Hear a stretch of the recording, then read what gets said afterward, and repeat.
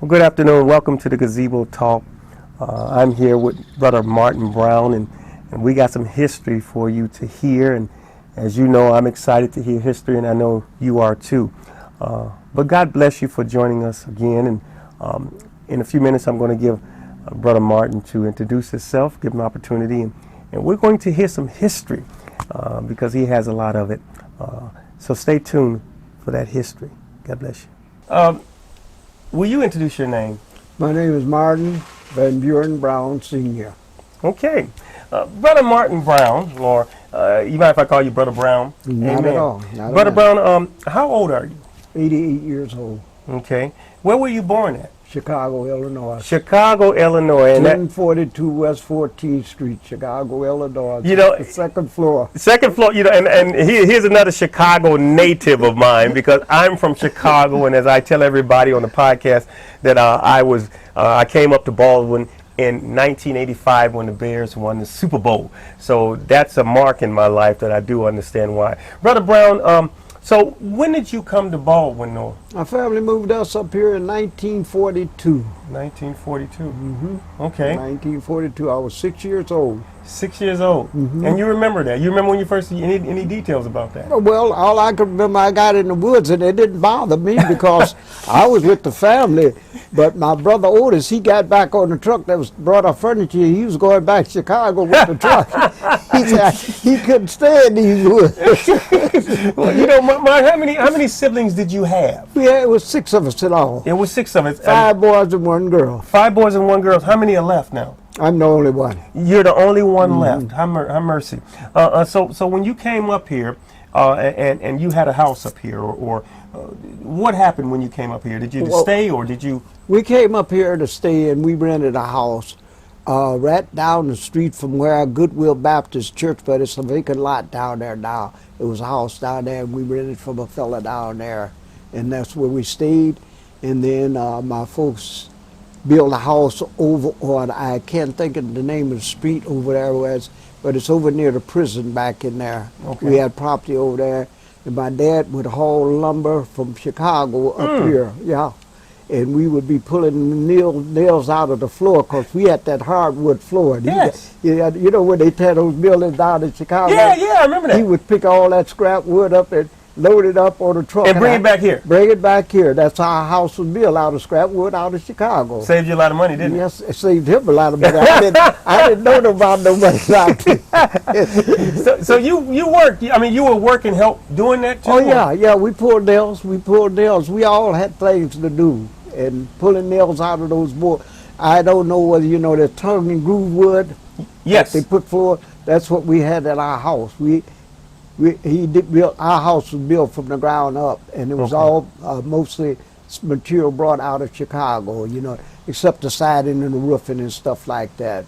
Because first we had regular sidings, then we went to I think you would call them clay shingles. Okay. We had those on it next. But yeah, all our house was built out of material that was used material. Okay. But it was and you were able to build a house from that. Yes, my father and friends built a house. Was he a carpenter or something? No, my father wasn't a carpenter. He worked in steel mills in Whiting, Indiana. Okay. Yeah, he worked there. That's where he retired from.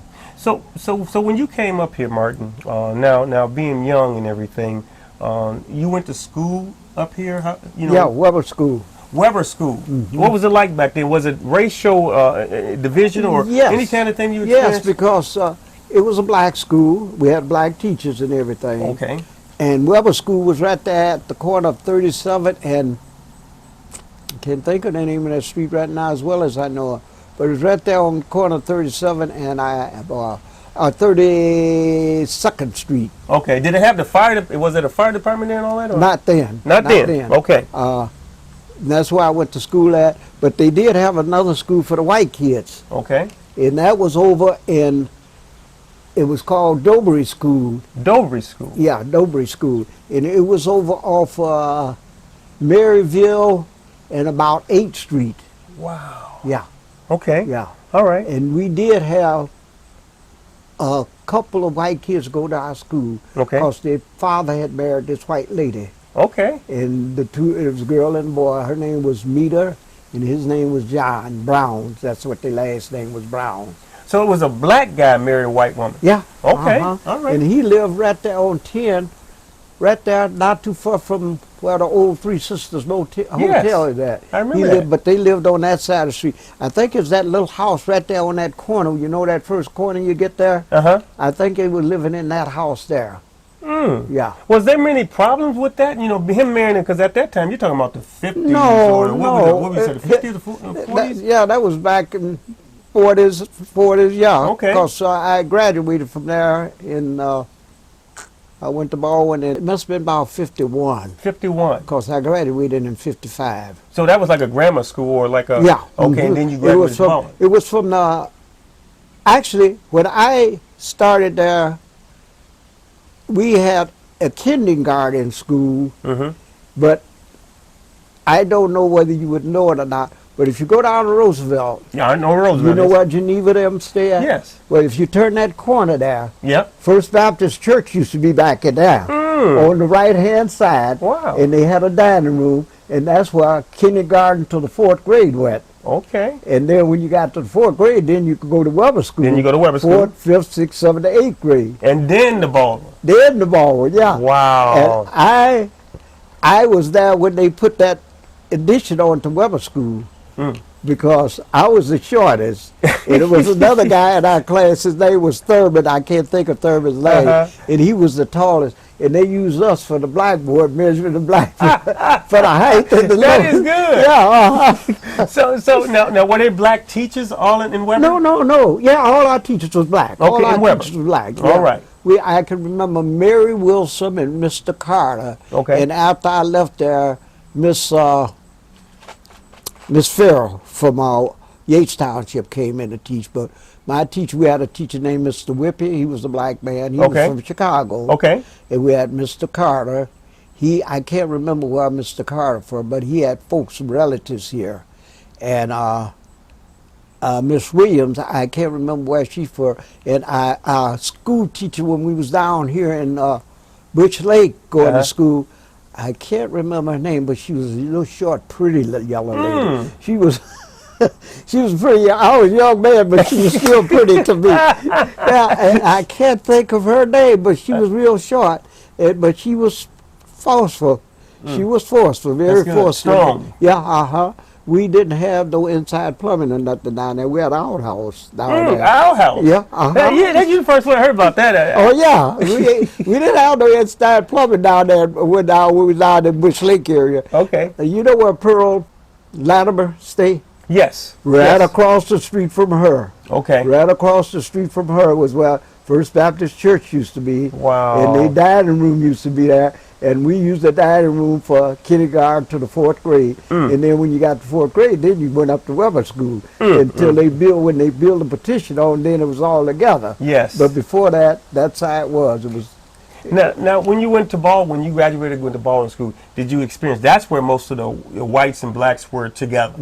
Okay. And there was no problems. We didn't have too many problems out of the white kids. No, we didn't have too many problems. You got along together, just like we did in I'd say the 70s and the 80s. In the 80s. Yeah, we didn't have too many problems, but you would have a few, that would be scornful. But we didn't have that much problem. But it was nice. It was nice, but I never did eat in the lunchroom. Why not? No.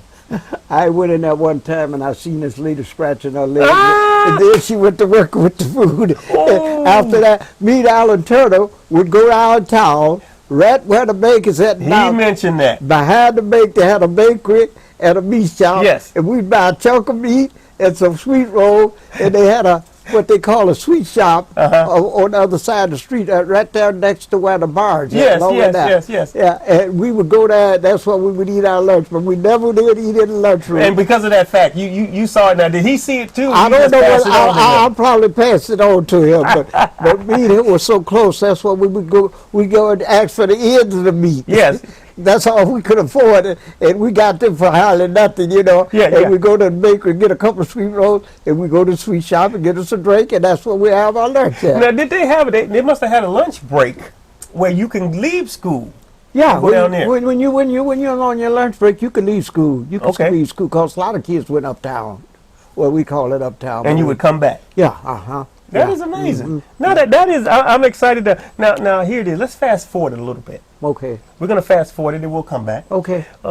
To around Martin Luther King when he got shot in '68. I was in Chicago. Oh yeah, because you was at the time. Okay, what happened where you were? I mean, what did you see? I was working at Western Union on Cicero and Madison, Yeah.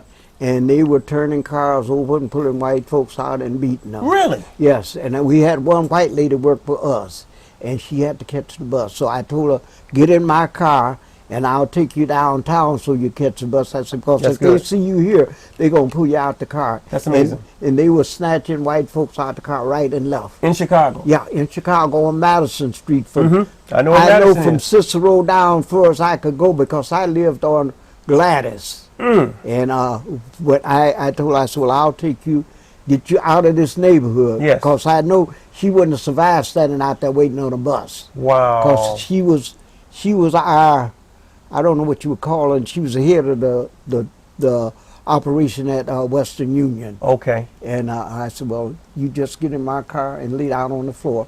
That's And, amazing. yeah, I took her down, I think, down to past Halsted Street, down, you know, down in that area, Yes. down State Street, back down in there, so she could catch a bus, because I knew if she got caught, what was going to happen to her, because they was snatching white folks out the car right and left. Right and Wow. left. When he died, when he got killed, I was delivering telegrams, and boy, that was one of the worst days of my life, be out on the street.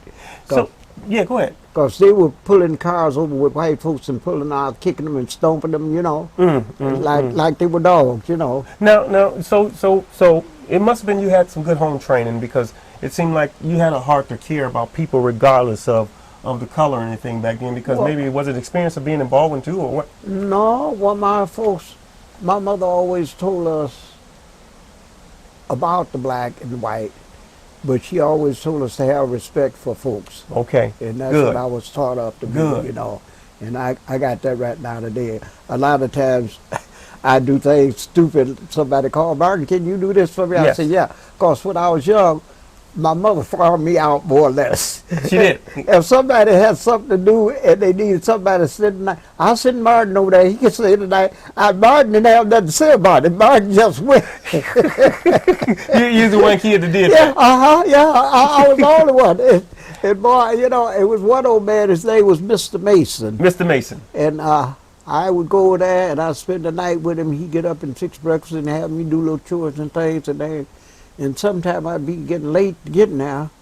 And one day after I stopped going by there, I was delivering, I used to sell the Chicago Defender around here. Okay. I used to peddle that around.